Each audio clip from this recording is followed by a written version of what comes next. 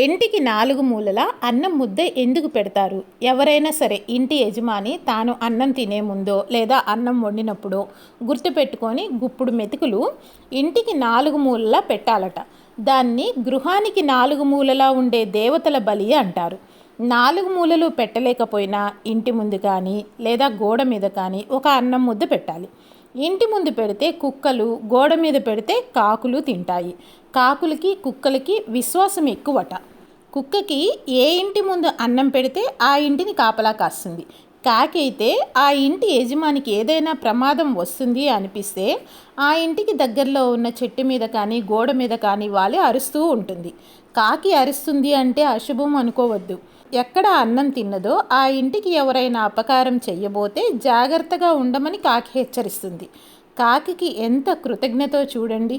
కుక్కకి కాకికి ఇంత కృతజ్ఞత ఎందుకు అంటే రోజు 4 మెతుకులు పెట్టినందుకు. అంతేకాకుండా ఇలా పెట్టడం వల్ల పక్షులు, చీమలు, చిన్న చిన్న జీవరాశులు తింటాయి. దానివల్ల ఇంట్లో ఉన్న దోషాలు తొలగి పాజిటివ్ ఎనర్జీ వస్తుంది అని నమ్ముతూ ఉంటారు.